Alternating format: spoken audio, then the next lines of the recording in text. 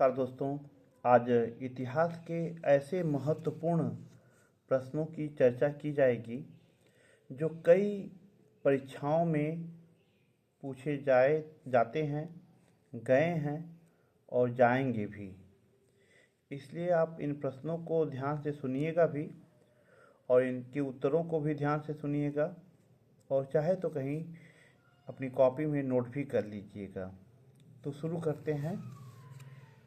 सम्राट अशोक के शिलालेखों को पढ़ने वाला प्रथम अंग्रेज कौन था? तो उनका नाम है जेम्स प्रिंसेप। जेम्स प्रिंसेप ऐसे प्रथम अंग्रेज हैं जिन्होंने सम्राट अशोक के शिलालेखों को सही तरीके से पढ़े थे। महावीर स्वामी ने जैन संघ की स्थापना कहाँ की थी? तो महावीर स्वामी ने जैन संघ की स्थापना पावापुरी नामक स्थान पर किए थे। किस विदेशी दूत ने स्वयं को भागवत घोषित किया था? तो हेलियोडोरस। हेलियोडोरस एक ऐसे विदेशी दूत थे जिन्होंने स्वयं को भागवत घोषित किया था। वैदिक कालीन लोगों ने सर्वप्रथम किस धातु का प्रयोग किया था? तो वैदिक कालीन लोगों ने सर्वप्रथम तांबा धातु का प्रयोग किया था। किस वेद की रचना गद्य तथा पद्य दोनों में की गई है? यजुर्वेद।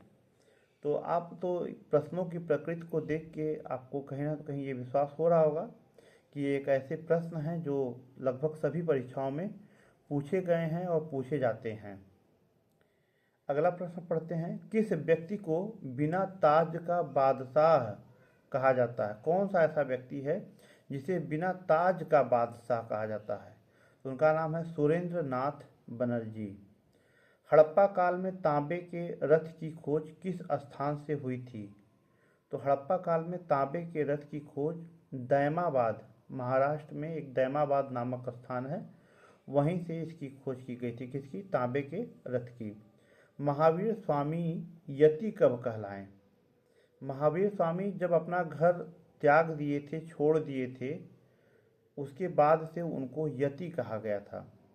मोहनजोदड़ो के स्नानागार के पश्चिम में स्थित स्तूप का निर्माण किस काल में किया गया था? तो उसका निर्माण कुषाण काल में किया गया था। स्तूप का निर्माण किस काल में हुआ था? कुषाण काल में।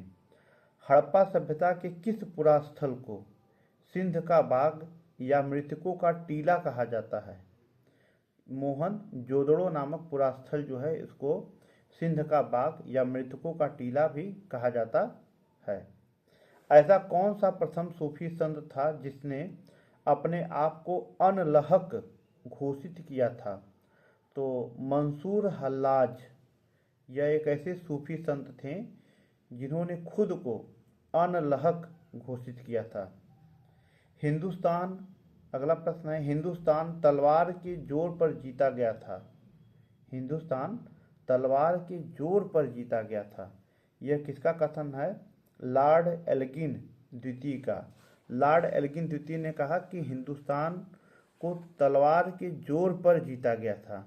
तो हम भारतीयों ने भी उन लोगों को बाद में बता दिया। विष्णु के 10 अवतारों की जानकारी का स्रोत किस पुराण में है? तो विष्णु के 10 अवतारों की जानकारी का जो स्रोत है वो मत्स्य पुराण में है। बौद्ध धर्म की किस शाखा में मंत्र, हठ योग एवं तांत्रिक आचारों को प्रधानता दी गई है? उसका नाम है वज्रयान।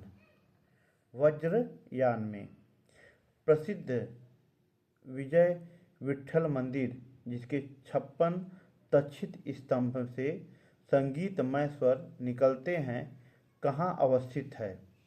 तो यह कर्नाटक में हम्पी में स्थित है। किस शासक ने चित्तौड़ के कीर्ति स्तंभ का निर्माण करवाया था? तो चित्तौड़ के कीर्ति स्तंभ का निर्माण राणा कुंभा ने कराया था। किसने? राणा कुंभा ने कराया था। इंडिया डिवाइडेड नाम की पुस्तक के लेखक कौन थे? तो इंडिया डिवाइडेड नाम की पुस्तक के लेखक डॉक्टर राजेंद्र प्रसाद थे। शेरशाह के बाद और अकबर से पहले दिल्ली पर राज करने वाले हिंदू राजा का नाम क्या था? तो उनका नाम था हेमू। शेर शाह के बाद और अकबर से पहले दिल्ली पर राज करने वाले हिंदू राजा का नाम क्या था?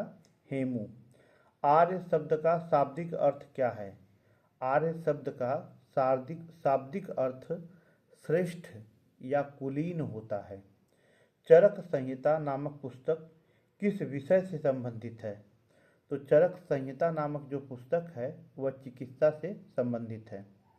तो ये आपके जो 5 मिनट 6 मिनट हैं, ये लगभग 20 प्रश्न, और ये ऐसे 20 प्रश्न ऐसे महत्वपूर्ण प्रश्न हैं जो पहले कई परीक्षाओं में पूछे गए हैं और आगे की भी परीक्षाओं में पूछे जाने की संभावना है।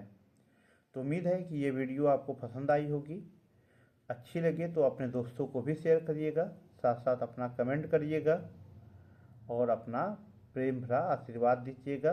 सब्सक्राइब कीजिएगा और अपना कमेंट ज़रूर करिएगा। धन्यवाद।